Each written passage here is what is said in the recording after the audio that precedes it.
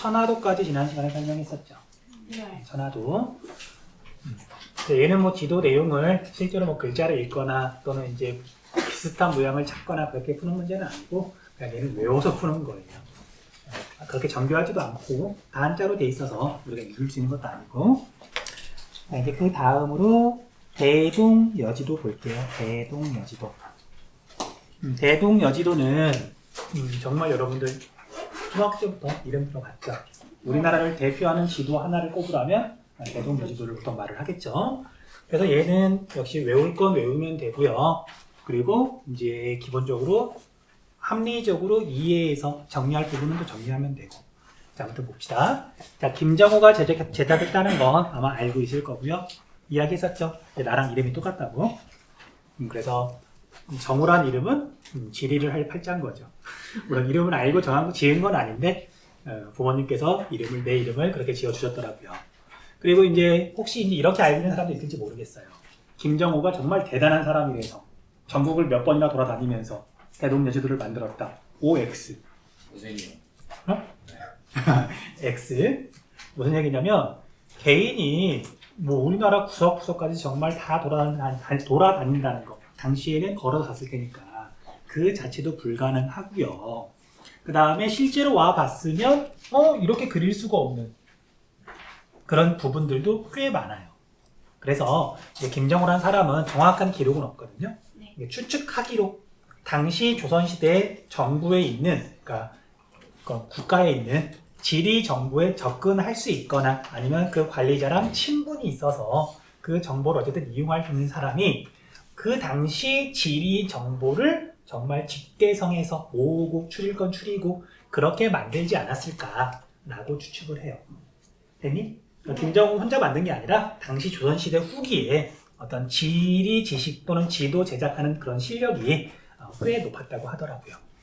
넘어갈게요. 그 다음 우리 목판본에다가 강조 표시 좀 해주세요. 목판본.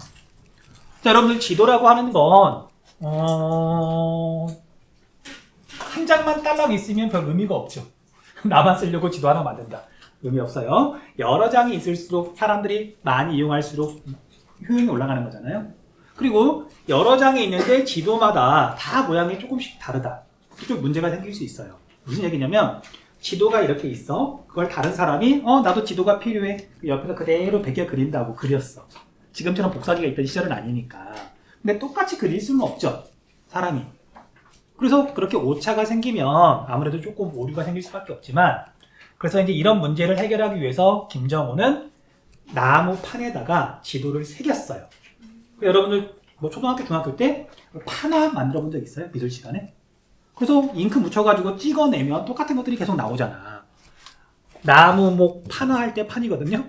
나무판에다 지도를 새긴 거야. 그래서 대량 생산이 가능하다. 대동여지도의 중요한 특징이에요. 됐니? 다만 지금 이 목판, 나무판 자체는 그대로 전해지지 않고요. 이제 인쇄된 거, 인쇄라기보다는 이렇게 찍어낸 거, 그것들이 전해지는 거예요. 넘어갈게요. 그 다음 분첩, 절첩식에도 강조 표시 좀 해주세요. 자, 우리 대동여지도 혹시 뭐 전시회 같은 데 가가지고 본 적 있어요? 대동여지도. 자, 그럼 상상을 좀 해볼게요. 대동여지도는 굉장히 자세한 지도죠. 그러면 지도가 클까 작을까? 크겠죠. 얼마만큼 크냐면 우리 교실의 절반 정도 돼요. 자, 이거 어떻게 들고 다니지? 지도라고 하는 건 내가 잘 아는 동네가 아니라 잘 모르는 동네 갈 때 필요한 거잖아. 그렇죠? 그러니까 갖고 다녀야 되는 거야. 그리고 잘 모르니까 자꾸 열어봐야 되는 거야. 이제 그런 문제가 생기는 거죠. 지도가 되게 크다 보니까. 그러면 김정호는 이걸 어떻게 해결했냐면요. 이렇게 해결했어요. 자, 우리 한반도가 남북으로 기니까 대동여지도도 전체적으로 이렇게 남북으로 긴 형태거든요. 그리고 이 지도를 이렇게 가로 방향으로 잘랐어. 자, 우리가 자른다를 한자로 절단한다. 절이 자른다는 얘기거든요. 절첩은 잘랐다는 얘기예요. 됐니? 네. 그 다음에 분첩은 쏘리 접는다는 뜻인데 한자다 보니까 잠깐 착각했네요. 아무튼 이렇게 지도가 위아래로 있으면 20몇 개로 어쨌든 지도를 잘랐어. 이렇게 됐어요? 근데 이 하나하나도 이렇게 가로로 4m쯤 된단 말이에요. 자, 이걸 만약에 두루마리 형태로 둘둘둘둘 말았어. 그럼 이거 볼 때마다 둘둘둘둘 펴가지고 너무 힘들죠. 네. 그래서 여기 있는 그림처럼 이렇게 일정한 간격으로 이게 접은 거예요. 이렇게 접어서 필요한 부분을 이렇게 펼쳐보면 되잖아요. 이해돼? 네. 자, 그래서 내가 만약에 사는 곳이 여기 산다. 근데 가고자 하는 곳은 여기다. 그러면 이게 두 장만 챙겨가면 되겠죠. 네. 두 장만 챙겨가면 되는 거고, 그 다음에 이렇게 가는 동안에는 얘만 펼쳐보면 되는 거고, 그 다음에 이렇게 갈 때는 얘만 펼쳐보면 되는 거고. 그래서 이렇게 분첩, 절첩식으로 만들어서 휴대와 열람이 편리하다. 가지고 다니기 쉽고, 그 다음에 지도를 보는 것도 쉽다. 분첩, 절첩 기억 좀 해주세요. 그 다음으로 지도표가 수록되어 있다. 자, 우리 지도표를 한자로 범례라고 그러거든요. 자, 우리 한반도가 아무리 작아도 이걸 자세히 표현하려고 보면은 좀 단순화시키는 것도 필요하거든요. 자, 이건 여러분들이 다 알고 있는 건데, 우리가 지도에서 광신고를 나타내고 싶어 해요. 그러면 운동장 이렇게 있고요. 여기 중학교 건물이 있고요. 교무실이 있는데, 그 다음에 여기에 우리 D동 있고요. 식당 있고요. 이렇게 하고 광신 이렇게 표기하는 지도도 물론 있어요. 보통 디지털 지도가 그러죠. 근데 우리는 학교라고 하는 공간이 대체로 비슷하잖아. 네. 그래서 지도에서는 보통 이렇게 나타내죠. 이거 보니 학교. 누가 봐도 학교죠. 그리고 여기다가 이제 광신이라고 쓰면 그냥 광신 군 거지. 그리고 여기 별로 멀지 않은 곳에 미림여고가 있는 거고요. 됐니? 네. 이런 걸 기호라고 그러고, 기호를 모아놓은 걸 범리 또는 지도표라고 그래요. 그럼 지도가 훨씬 깔끔해지겠죠. 그렇잖아. 네. 그래서 대동여 지도는 지도표를 이용했다. 자, 우리 지도표 밑에 있거든요. 자, 뭘 뜻하는지 몇 가지만 살펴볼게요. 몇 가지만. 자, 먼저 읍치. 읍치는 무슨 말이냐면요. 자, 우리가 이런 말은 서울 사람들은 안 쓰거든요. 읍내, 시내. 서울 사람들은 안 써요. 왜냐면 이렇게 딱히 뭐 더 중요한 곳 그런 것이 별로 없으니까 그냥 강남 간다 그러지 읍내에 간다고 안 한다고요. 근데 시골 사람들은 읍내 간다, 시내 간다라고 표현하거든요. 읍이라고 하는 건 시골 지역에서 중심지를 말하는 거예요. 고을읍이거든. 이해돼? 그래서 고을에 다스릴 치자. 그리고 보통은 어떤 시골 동네가 있으면 거기에 행정 관아가 있는 그런 곳을 읍치라고 불러요. 됐니? 지방 중심지. 그리고 여기 무성, 유성은 무슨 뜻일까? 성이 없는 지역이랑 성이 네, 맞아요. 자, 우리가 이제 과거에는 외국의 침입이나 외적의 침입이 있었으니까 정말 좀 큰 지방 중심지는 이렇게 성곽을 쌓고 그 안에 집들이 있었지. 성이 있다, 유성. 성이 없다, 무성. 됐죠? 그 정도만 구분하면 되고요. 자, 역참은 뭘까? 역참. 말 빌려주는. 네, 맞아요. 자, 이제 우리 한국사 시간에 배웠을 거야. 한양에 사는, 이건 예를 드는 거예요. 임금이 저기 부산에 사는, 당시에는 부산보다 동래가 더 큰 행정이었거든요. 그래서 이렇게 뭔가 편지를 보내고 싶어. 뭔가 또 명령을 보내고 싶어. 지금처럼 전화가 있던 시절은 아니니까. 그러면 이제 사람이 직접 가야 되는 거잖아요. 그래서 말을 타고서 가는데 말이 한 번에 갈 수 있다 없다. 없으니까 중간중간에 국가에서 만든 거예요. 말을 키우면서 말을 관리하면서 이렇게 사람들이 지나가면 마패를 보여주면 말을 이렇게 바꿔줬었잖아요. 이런 시설을 역이라고 불러요. 역참. 그래서 이 역이라는 말이 지금도 그대로 이어져서 신림역, 서울역 할 때 역이에요. 도로교통이랑 관련된 시설인 거야. 됐죠? 어쨌든 얘는 그걸 뜻하는 거고요. 뭐 창고는 창고인 거고, 그다음 봉수는 뭔지 알죠? 네. 봉화대. 그래서 우리가 많은 정보를 정확하게 전달할 수는 없지만 위험 정도에 따라서 불을 하나만 피우기도 하고 뭐 4개, 5개까지 피우기도 하고 낮에는 연기를 피우고 그런 걸 우리가 봉수라 그러잖아요. 얘도 통신시설인 거죠. 얘는. 그런 것들 지도에 보면 표시가 되어 있어요. 얘는 뭘까? 얘가 봉수야. 산인데 꼭대기 이렇게 있잖아요. 그래서 이제 시험 문제에서는 어쨌든 이런 거 기본적인 건 이제 알아봐야 된다고. 몇 가지만 여기 있는 거 다 알 필요는 없고. 됐죠? 네. 넘어갈게요. 그 다음 그 밑에 있는 것들이 이제 조금 중요해요. 하나 빼먹었다. 자, 지도표 기호를 써서 뭔가를 표현했는데 대동여지도에 표현되어 있지 않은 게 있어요. 자, 우리 대동여지도에 보면 이런 기호 혹시 있니? 얘가 뭐죠? 오늘날 지도에서? 뭘 뜻하는 거지, 얘가? 안 배웠을 수도 있어. 그러니까 선생님 때는 이게 맞아가면서 배웠거든요. 외우라 그래가지고. 근데 여러분들은 안 배웠을 수도 있어. 지도 자체를 정확하게. 자, 얘는 뭐냐면 뭔가 심어져 있는 거예요. 그런데 여기가 이렇게 평평하죠. 네. 물은 수평이잖아. 네. 그래서 물이 차 있는 상태에서 뭔가 심어져 있다. 논을 뜻하는 거예요. 아. 논이야, 논. 기후라고 하는 건 그냥 만드는 게 아니라 현실을 반영하는 거잖아. 그쵸? 네. 얘는 논이야, 논. 그 다음에 뭔가 심어져 있는데 밑에 물이 없어. 밭이에요. 아. 이건 알죠? 이거 말하지 않아도 알더라고요. 수원. 이건 과수원이죠. 어쨌든 현실을 그래도 반영한단 말이야. 근데 대동여지도에 이런 토지 이용은 없다. 너무 지저분할 거니까. 됐죠? 네. 토지 이용은 없어. 자, 그리고 이제 도로 한번 볼게요. 도로. 자, 낯선 곳을 가는데, 그러니까 내가 맨날 다니던 길이면 여기서 여기까지 가는데 얼마쯤 걸리는지 당연히 알죠. 그래서 여러분들 뭐 가나 얼마나 가나? 우리 고시촌에 가면 황비용이라고 하는 중국집이 있거든요. 애들이 거기서 마라탕을 자주 먹더라고요. 그럼 우리 학교에서 황비용까지 걸어가면 시간이 얼마나 걸려?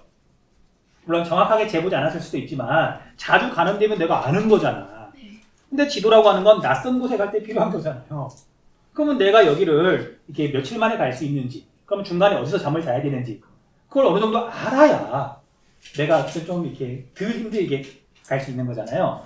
그래서 도로는 지도상에서 직선에 가까운 얇은 선으로 표현을 일단 했고요. 이게 도로예요. 얘가 도로예요. 그러니까 여기 보면 정말 굵고 약간 뭐 불규칙한 선도 있고 이렇게 곡선인데 약간 가는 곡선도 있죠. 근데 얘는 직선에 가깝잖아. 얘가 도로라고요. 도로인데 봤더니 일정한 간격으로 뭔가 이렇게 지금 표시가 되어 있어요. 이걸 뭐라고 부르냐면 방점이라고 부르고요. 방점이라고 부르고 중요한 건 이 방점 하나의 간격이 심리마다 심리를 나타내요. 됐어? 심리를 나타내. 시험 문제에서 이렇게 나와요. 자, 가 지점에서 여기 네모난 것까지는 이 심리 이상이다. OX. 가에서 여기 네모난 데까지는 이 심리 이상이다. OX. 아까 방금 뭐라고 그랬어? 한 칸이 심리라 그랬잖아. 그럼 여기가 20리니까 네. 얘는 20리가 안 되는 거죠. 네. 그러니까 그런 식으로 물어봐요. 그래서 심리라고 하는 숫자 외우셔야 돼요. 심리마다 방점을 찍었다. 자, 그러면 우리 심리는 오늘날 단위로 하면 대략 어느 정도다, 거리가? 심리는 얼마나 먼 거리일까? 이건 몰라도 상관없는데 그 기본 단위니까 이야기해 줄게요. 네. 여러분 아리랑이라고 하는 노래 알죠? 네. 가사가 어떻죠? 그쵸. 어쨌든 나를 버리고 가시는 님은 지금 얘가 나를 어쨌든 배신 때리고 아니면 뭐 과거를 보러 가고 뭐 하고 나를 버리고 가는 사람이야. 이별을 고하고 나 너랑 더 이상 이제 안 만날 거야 하고 이제 가는 중이야. 그래서 심리도 못 가서 발병 날아서 주저앉으라고. 자, 그럼 심리는 먼 거리일까? 상대적으로 가까운 거리일까? 상대적으로 가까운 거리겠죠. 그러니까 심리는 오늘날 거리로 치면 4km 정도. 그리고 대략 1시간 걸어가면 성인들이 심리를 걸어가요. 그리고 노래가 야, 너 심리 1시간도 못 가서 발병 나서 주저앉을 거야 라면서 약간 저주하는 노래인 거예요. 가사만 따지면. 됐죠? 아무튼 그래서 심리마다 방점을 찍었다. 끝. 도로는 끝. 넘어갈게요. 그 다음 하천 볼게요. 하천은 자, 직선 말고, 그리고 하천이 뭐 직선으로 흐르는 경우는 별로 없으니까 구불구불 보통 흐르잖아요. 네. 그러면은 여기 정말 굵은 거 얘가 하천일까? 아니면 얘가 하천일까? 얇은 게 하천이겠죠. 이건 직관적이죠. 얘는 딱 보더라도 산 봉우리처럼 생겼잖아요. 산 줄기를 나타낸 거고요. 얘가 하천이에요. 됐죠? 네. 자, 그런데 이제 조선시대에는 육상교통 도로가 잘 닦여 있었다 아니면은 도로가 폭이 좁고 조금 뭔가 울퉁불퉁 불편했다. 그래서 도로로 뭔가 나르는 게 힘들었죠. 네. 그래서 우리가 조선시대 소설 같은 거 보면 허생전인가?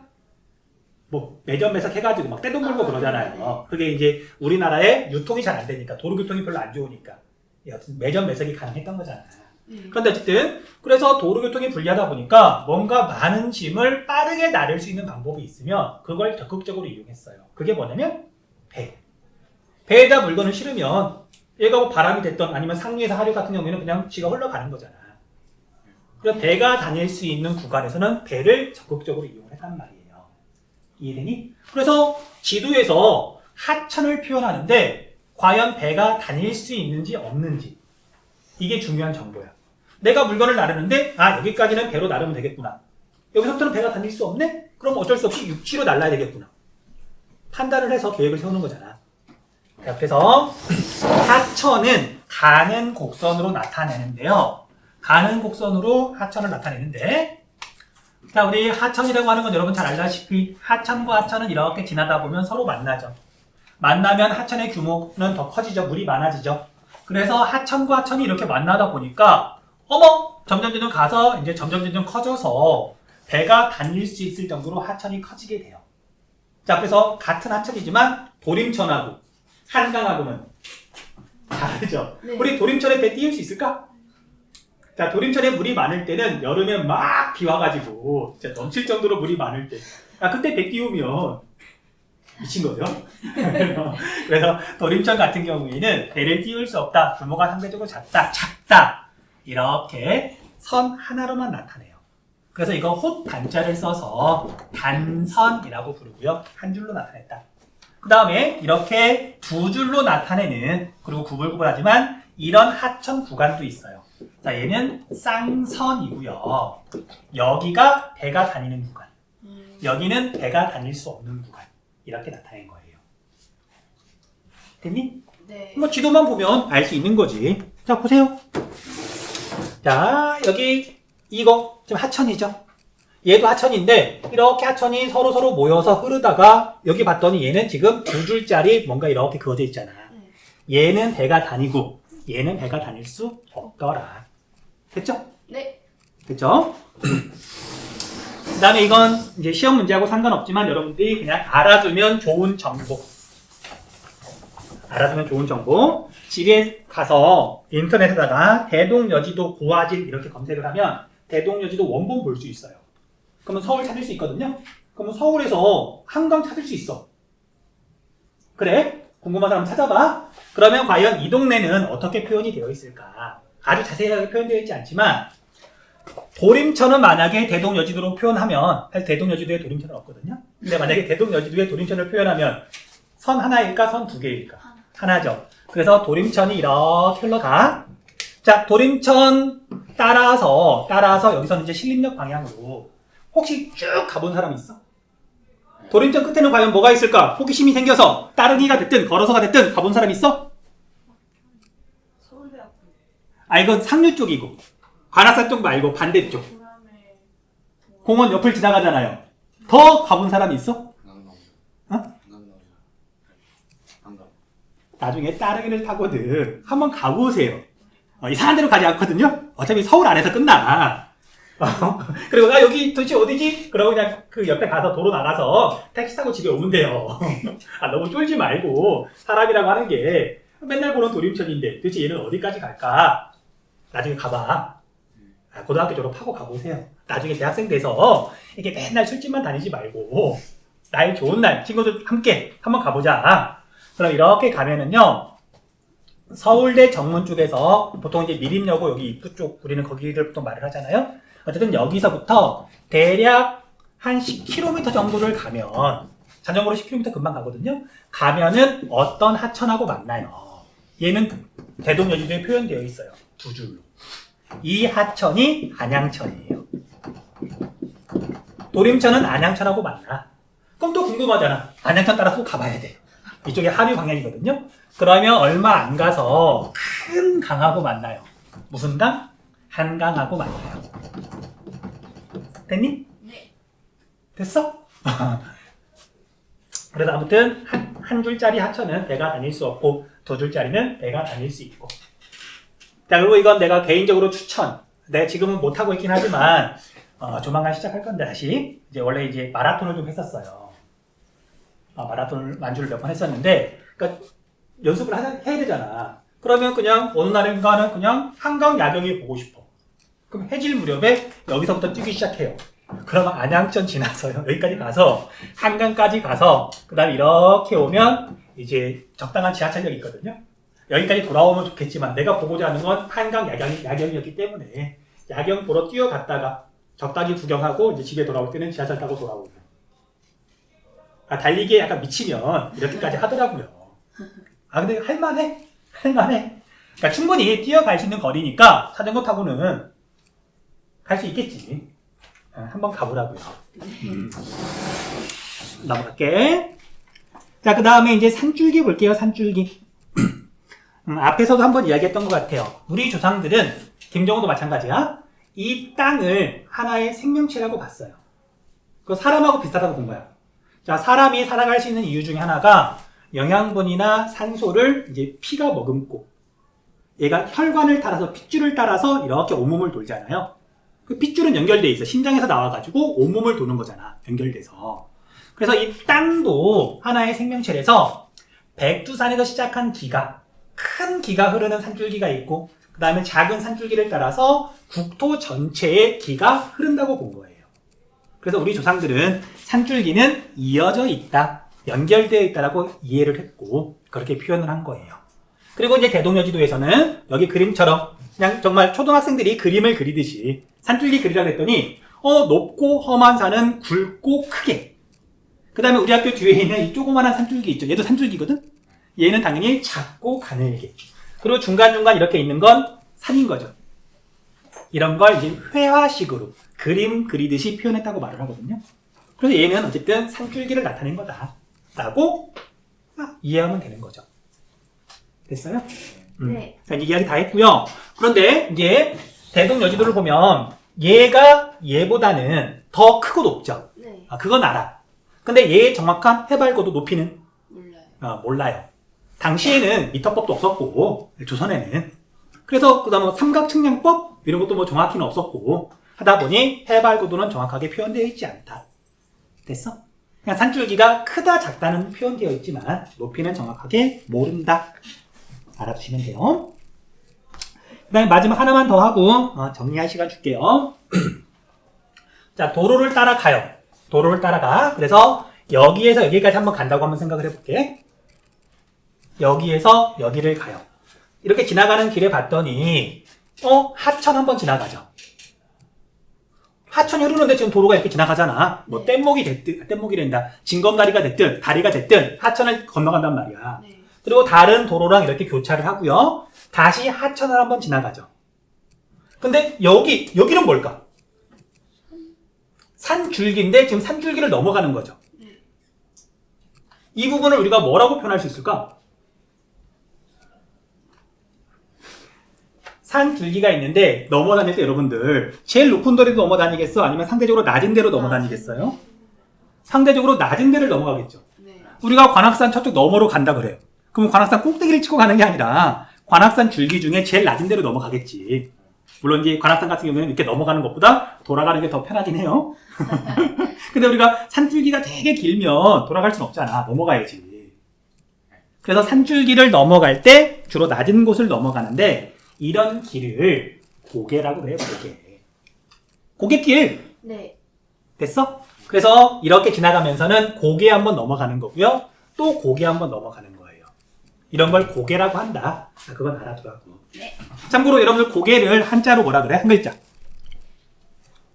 고개를 한자로 뭐라 그래? 자, 여러분들 대관령이 뭐야? 태백산맥이 있는데 서울에서 강릉 갈 때 넘어다니던 고갯길이 대관령이란 말이에요. 령이 고개를 뜻하는 한자말이에요. 자, 다시 아직보다는 우리가 또 알고 있는 거니까 한번 적용을 해볼게요. 여러분들 서울대공원 가본 적 있지? 네. 서울과학관 가본 적 있죠? 그럼 지하철을 타고 사당역에서 갈아타죠? 가다 보면 역 이름 중에 기억나는 거 있어? 사당에서 서울대공원역 가다 보면 지하철역 남태령역 혹시 들어본 적 있니? 남태령. 남태령이죠. 거기 위에는 고갯길이에요. 이름 그냥 짓는 거 아니야. 거기가 고갯길이야. 자, 그래서 그냥 이렇게 지도만 잠깐 볼게요. 3D로 이렇게 보면은요. 지금 여기 빨간 점이 우리 학교가 지금 있는 곳. 여기에서 동쪽으로 이렇게 가면 이제 이쪽이 동쪽이죠. 방이 한번 이야기했지? 이쪽이 지금 남쪽이지? 그래서 여기에서 동쪽으로 이렇게 가면은 여기 관악산이 나와요. 실제로 이쪽에 관악산이 있잖아. 네. 자, 관악산이고요. 여기 남태령역 보이니? 네. 그리고 여기가 무면산이에요. 그러니까 여기는 높은 관악산이고요. 상대적으로 낮은 312m니까 관악산의 절반쯤 되네. 상대적으로 낮지만 여기 사이는 여기보다 낮고 관악산보다 낮고 여기로 가는 게 이렇게 돌아가는 것보다는 빠르니까 여기가 옛날에는 중요한 고갯길이었어요. 그 고갯길이 남태령인 거예요. 됐어요? 됐어? 자, 대동여지도는 여기까지만 설명하면 될 것 같고요. 잠깐만 있다가 이제 그 밑에 고문원 이야기할게요. 정리하세요. 정리할 거 있으면.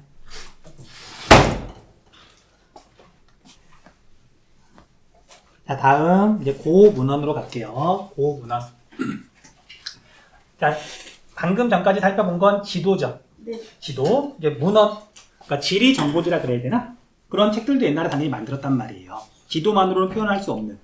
그래서 지리지라고 하고요. 지리지, 그런 지리정보가 담겨있는 책. 그리고 이제 얘는 누가 제작을 했느냐, 어떤 목적으로 제작했느냐, 이제 그거 알아봐야 되거든요. 그래서 정부가, 조선시대 정부가, 국가가 제작한 지리지를 관찬지리지라고 해요. 관찬. 찬은 편찬하다. 책을 이렇게 만드는 걸 편찬이라 그러잖아요. 관은 이미 이야기 한번 했었어. 관악구청 같은 걸 우리가 관공서라 그러잖아요. 네. 관, 정부를 뜻하는 거예요. 정부에서 만들었다. 그러니까 한글로 써놓으면 참 쉬운데 한자로 써놓은 것 뿐이죠. 그 다음에 개인이 제작한 걸 개인사자, 사유재산, 개인 재산인 거잖아요. 네. 그래서 개인이 편찬한 걸 사찬지리지라고 한다. 됐죠? 네. 자, 그래서 이거가 특징이 완전히 달라요. 관찬지리지는 국가가 주로 만들었어. 왜 만들었을까? 지리책을. 정치하려고, 통치하려고. 어딘가에서 뭔가 나오는지 특산품 같은 걸 알아야, 인구를 알아야, 뭐 세금을 매기든 네. 뭔가 할 거 아니야. 지역에 대한 정보가 필요한 거잖아요. 통치하려고, 정치하려고. 됐죠? 네. 그리고 이제 이런 국가가 통치하려고 만든 지리지는 잡다한 정보가 오히려 껴있으면 안 돼요. 자, 예를 들면 전주에 대한 정보가 써있어. 근데 국가에서 통치하려고 하는데 전주란 이름이 왜 생겼는지 막 구구절절 막 옛날 이야기부터 해가지고 막 써있으면 짜증이 나지. 필요 없는 정보잖아요. 그래서 국가에서 통치 목적으로 편찬한 지리 정보는, 그 지리지는요, 1번 항목, 이 지역의 간단한 역사, 그 다음 이 지역의 인구, 그 다음에 이 지역의 뭐 특산품 해가지고 항목별로 일목요연하게 정리가 돼 있어요. 자, 예를 들면 전주에 대해서 이렇게 항목별로 정리가 돼 있다. 그러면 그 옆에는 나주라고 하는 도시에 대해서 같은 순서로 1번, 2번, 3번 이렇게 정리가 돼 있으면 정보를 찾아보는 게 되게 쉽겠죠. 자, 이거 뭐하고 비슷해? 사전이랑 비슷한데 혹시 여러분들 종이 사전 찾아본 적 있니? 요즘 없을 수도 있을 것 같아서. 야, 선생님 때에는 당연히 전자사전도 없어서 맨날 이 두꺼운 영어 사전 이렇게 맨날 펼쳐보면서 찾아봤었거든. 네? 국어사전 찾아본 적 있어요? 대표적으로 백과사전이 이렇게 돼 있어요. 항목별로. 그래서 여기 나오는 말이 각 지역에 대한 정보를 백과사전식으로 써놨다. 백과사전이라는 말 기억 좀 해두세요. 됐어? 자, 그에 비해서 개인이 편찬한 지리지는 그냥 개인이 주로 시각자긴 하지만요, 자기가 관심 있는 분야, 자, 그런 사람들 있거든요. 실제로 본 적도 있어. 이 약간 좀 이상한 사람들이야. 다른 건 별로 관심이 없는데 지하철 노선만 관심이 있어서 서울 수도권의 복잡한 지하철 노선을 다 외우는 친구들 있거든요. 그러니까 우리가 두 글자로 변태라 그래. 그걸 왜 하는지는 모르겠지만 심지어 각 지역에 있는 기차 노선도 기차 시간표까지 외우는 사람들도 있어요. 멋있긴 한데 어쨌든 사람마다 관심 분야가 다르잖아요. 어떤 사람은 도로에 대해서만 이렇게 막 써놓을 수도 있고, 어떤 사람은 산에 대해서만 막 써놓을 수도 있고, 전설만 써놓을 수도 있고, 그쵸? 다양한 목적으로 개인이 자기가 쓰고 싶은 대로 수필 쓰듯이 설명하듯이 문장으로 써놨더라. 됐니? 자, 그래서 대표적인 사찬 지리지는 이중환이 쓴 택리지예요. 이중환 택리지 들어본 적 있을걸? 네. 중고생이 읽어야 될 필독 도서 탑 100에 늘 들어가는. 왜냐면 과목별로 이렇게 책을 선정할 수밖에 없잖아요. 그 지리 쪽에서 추천할 만한 책이 한 이거밖에 없어. 넘어갈게요. 자, 그 뒤에 한번 봐보세요. 이런 식이야. 왼쪽도 춘천이고요. 오른쪽도 춘천이에요. 근데 얘는 춘천인데 건치, 연역, 속현, 풍속, 산천, 토산. 옆에 가면 이제 원주에 대해서도 똑같이 이렇게 설명이 되어 있겠죠. 백과 사전식 통치하려고. 끝! 네. 자, 이건 택리지거든요. 자, 지리 시간에 이렇게 줄글로 나오는 건 택리지밖에 없어요. 그냥 수필 쓰듯이, 설명문 쓰듯이 이렇게 풀어낸 거잖아. 네. 아예 다르죠? 네. 모양만 보고 확인할 수 있어요. 자, 그리고 넘어가서 이제 이중환의 택리지 볼게요. 이중환의 택리지. 이중환의 택리지. 시험에서 맨날 물어보는. 자, 원래 대동여지도하고 이중환의 택리지하고 두 개를 번갈아 가면서 물어봤었거든요. 수능에서. 근데 대동여지도는 실제 있는 지도잖아. 네. 그래서 부분 문제에 낼 만한 지역을 내다 보니까 이제 더 이상 낼 데가 없어. 그래서 대동여지도는 시험에 이제 잘 안 나와요. 아니, 수능에는 잘 안 나와. 근데 대동여지도는, 택리지는 책에서 군데군데 필요한 부분 뽑아서 낼 수 있어서 택리지가 훨씬 많이 나오더라고요. 그리고 막상 정말 대동여지도 가지고 문제를 만들려고 그러잖아요. 그러니까 이제 수능이나 모의고사는 새로운 문제를 만들어야 되잖아. 만들 수가 없어. 새로운 지역이 없어. 아무튼 그렇더라고요. 자, 아무튼 택리지 볼게요. 택리지는 총 4부분으로 이루어진 어떤 전집 같은 거예요. 책 한 권짜리가 아니라 여러 권의 책으로 이루어져 있고, 그래서 3인 총론, 8도 총론, 복거 총론, 총론으로 되어 있는데, 이 중에 우리는 사실 복거 총론만 알면 돼요. 어쨌든 택리지라는 게 책 한 권짜리는 아니더라. 그 정도만 생각하면 돼요. 자, 8도 총론은 조선 8도란 말 들어본 적 있니? 네. 조선시대에는 행정구역을 8개로 나눴어요. 함경도, 평안도, 강원도, 경상도, 전라도. 그런 식으로. 그때는 제주도가 전라도에 포함되어 있었거든요. 아무튼 그런 식인데, 8도 총론은 그냥 우리나라 8도 전체에 대해서 총론, 간단, 이렇게 종합적으로 써놓은 책이란 얘기죠. 그냥 그런 뜻이고요. 복거 총론은 거주하다. 이 복은 우리가 복을 받다, 복을 기원하다. 약간 그런 의미가 통하거든요. 그래서 사람이 거주하기 좋은 어떤 그런 거에 대해서 종합적으로 써놓은 책이에요. 자, 그리고 여러분들 아마 통합사회 시간에 이거 배웠을 거야. 기억나요? 과거지? 통합사회 교과서에 나오는데. 물론 잊어버렸으면 다시 입력하면 되는 거니까. 자, 그래서 복거총론에 보면은요, 얘가 사람이 살만한 땅, 어느 곳이 사람이 살기 좋냐, 조건을 제시하고요. 4가지 조건을 제시하거든요. 그리고 이런 조건을 충족하는 정말 사람이 살기 좋은 곳도 예를 들어서 실제로 설명하고 있어요. 그러니까 사람이 살기 좋은 조건에 대해서 말하고 있다.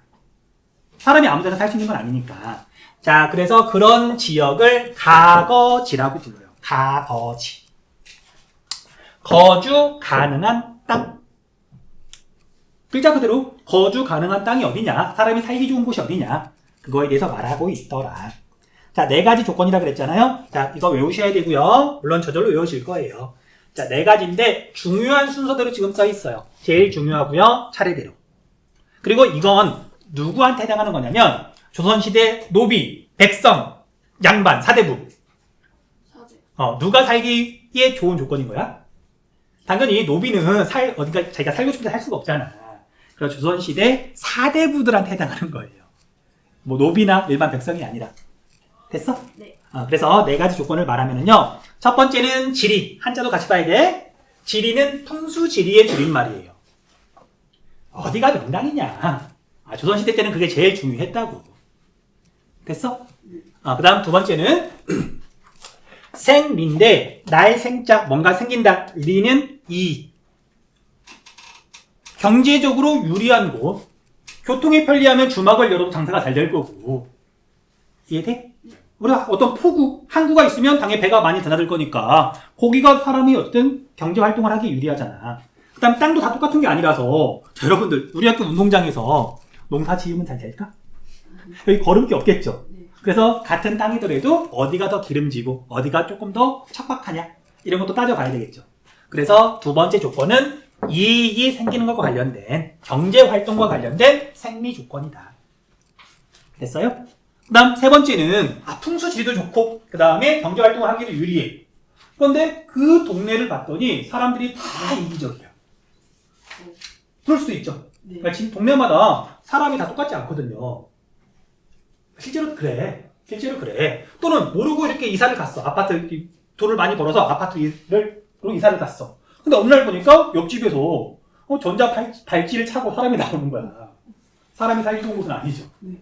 그래서 사람들의 마음, 사람들의 품성도 사람이 사는데 굉장히 중요하죠. 모르겠어요. 이건 좀 조심스러운 말이긴 한데 여러분들이 어쨌든 학교를 이제 계속 다니고 있잖아요. 어느 행간은 그냥 자기 반에 괜찮은 애들이 모여서 1년 내내 그냥 평온할 수도 있고요. 어떤 해에는 왠지 모르게 반이 삐걱대기도 해요. 그런 반들도 있어. 그건 운에 의해서 결정되는 거긴 하지만 내가 살기 좋은 건 주변 사람들의 영향도 당연히 받을 수밖에 없는 거잖아요. 그걸 인심이라고 불러요. 인심. 됐죠? 읽어보면 이해되겠죠? 일단 마지막으로는 산수. 얘는 글자 그대로 산하고 물을 말하는 거예요.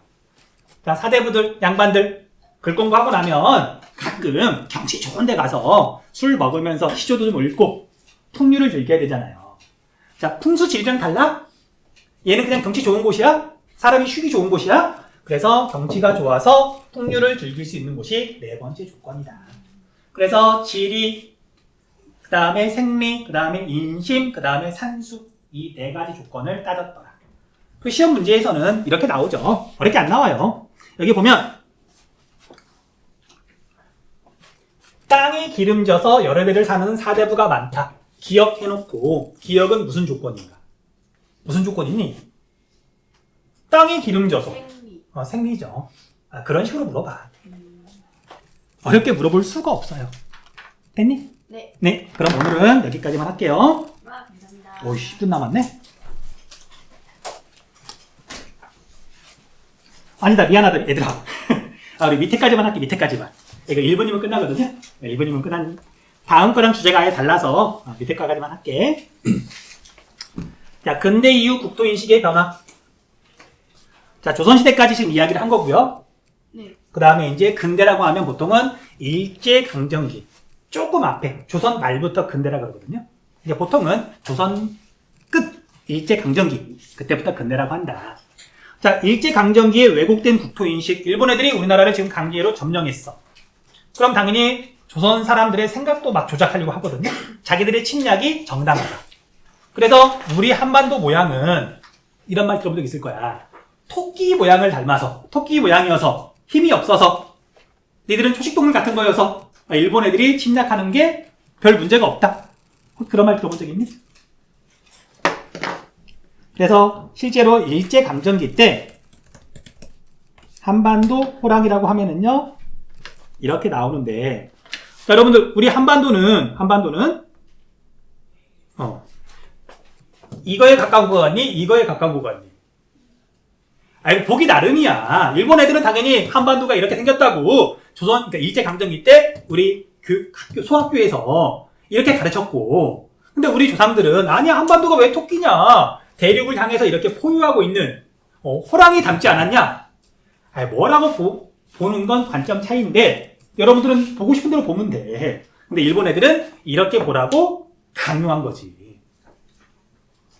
그랬을 것 같잖아. 여러분들은 어떻게 보여? 한반도가 토끼로 보여? 호랑이로 보여? 둘 다 아닌 것 같아? 넘어갈게요. 그리고 뭐 갯벌은 쓸모없는 땅 옛날이니까 그래서 이렇게 간척사업 해야 되고 뭐 그렇게 봤던 거고요. 그 다음 산업화 시대, 우리가 1950년대에 한국전쟁이 일어나고 그 다음에 우리나라는 세계에서 제일 가난한 나라였고 일단 먹고 사는 게 급했으니 환경 보전 생각할 수도 없었죠. 그래서 국토는 인간이 개발하려면, 먹고 살려면 이용해야 된다. 그런 관점으로만 본 거죠. 그러다가 개발을 막 했더니 환경이 파괴됐어. 환경이 오염됐어. 그랬더니 인간이 피해를 입어요. 왜냐면 우리가 자연하고 어울려 살아가는 거죠. 영향을 주고받을 수밖에 없잖아. 그리고 여러분들 1980년대 말 한강에 가면은요. 하얀 거품 막 둥둥둥둥 떠다니고, 그 다음에 심심하면 물고기 막 이렇게 죽어가지고 떠오르고, 악취나고 막 그랬단 말이에요. 지금처럼 한강 옆에 가서 못 놀았어. 도림천도 말할 것도 없고. 그래서, 너무 개발만 하다 보니까, 환경이 너무 파괴되다 보니까, 그리고 실제로 생태계라 그래서 생태계 안에는 인간도 있는 거니까. 자연과 어우러져 살아야 되니까, 개발만 해야 되는 게 아니라, 생태를 보존하고 가꿔야 되지 않겠느냐. 지금은 이런 쪽으로 많이 생각을 하죠. 충분히 먹고 살만하니까. 경제적으로는 크게 부족하지 않으니까. 여유가 좀 생긴 거죠. 그래서 시간이 지나면 자연을 바라보는 관점이 달라진다. 이제 끝. 오늘 수업 여기까지. 감사합니다. 네.